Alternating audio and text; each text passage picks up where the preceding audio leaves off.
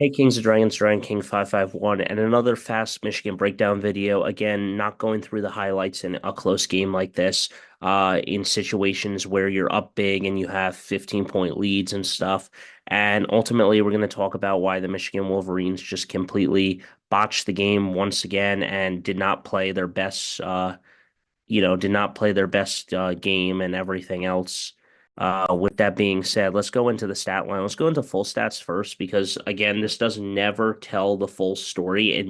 Stats never tell the full story. I remember when I was looking at the stats of 2022 UM versus OSU in that Ohio State Michigan game, the stat line didn't tell the full story because when you look at the points and they win 45 to 23, it's an absurd number or something like that because of the fact that the way that the stat line doesn't play into it accordingly.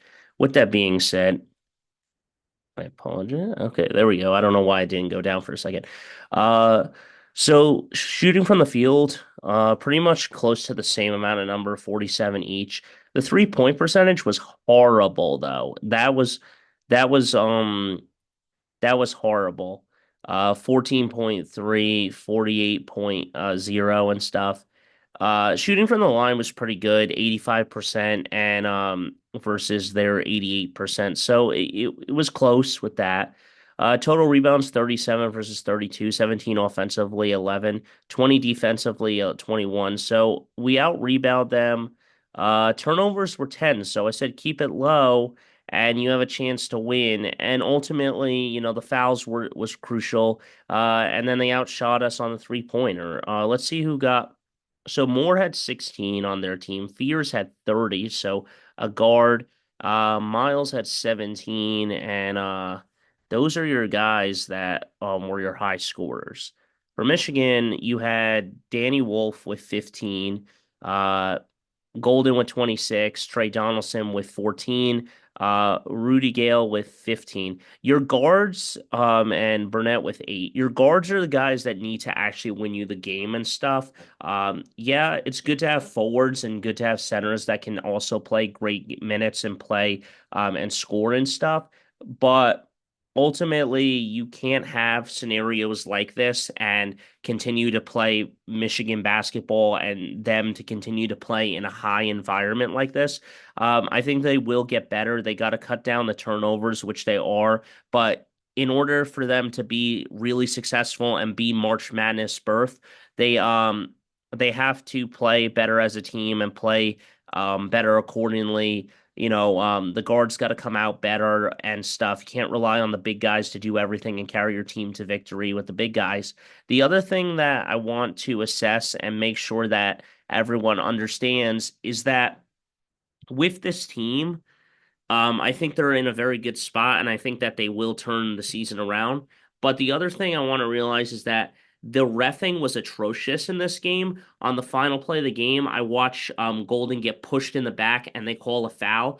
But I think the dumbest play that ever happened was they waited until the three was fired from Oklahoma and then gave a foul to one of Michigan's players, and he didn't even touch him. He came down and there was no contact whatsoever, and the game should have been 86-86. With 11 seconds left, we probably would have sent it to overtime and maybe won it in overtime, wishful thinking. But ultimately, I think that there were some dumb calls in the game.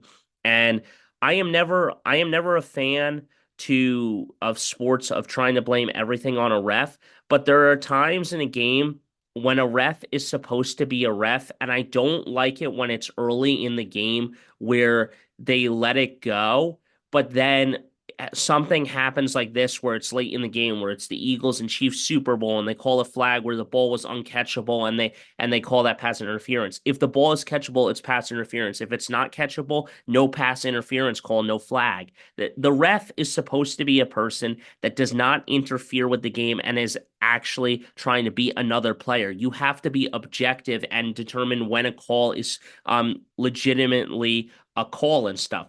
Bad call, Trey Burke effect, right? The blocks and stuff that happened last year with, I think it was Kansas. I forget what the other team was. I think it was Samford. Samford was the team or something. And the Kansas had a chance to be bounced from the March Madness tournament, and they called a bad call, and they didn't even hit their hand or anything. I I do not like to be biased towards refs. I don't like yelling at them. I don't like yelling at them all the time. But when a bad call is a bad call, it's a bad call. So at the end of the day, I personally think we got to be on the lookout for bad calls by refs and hold them accountable for that. The same thing happened last year in football with the Rose Bowl. I mean, JJ's running out of bounds and then he gets freaking thrown down like a rag doll and there's no flag for an extra 15 yards or something, unnecessary roughness. And then ultimately, um, you look at Alabama, and then Michigan ran into their kicker, and there was no flag. So I don't know what goes on here with let them play type rules, and then when it's like, come on, call a penalty or not. But that's all I got for you guys. So until next time, don't forget to stay radical. See you in the next one. Hit that like button, smash that subscribe button. And as I say, go blue, hail to the victors. They'll bounce back. And I'll leave it with this. Hold those refs accountable for certain calls, and hopefully your team can turn it around, or hopefully you don't get a bad call where they get pushed in the back or the ball gets blocked and they call a foul on that, or they don't call a foul for a guy getting pushed in the back. I don't know. Let me know your thoughts.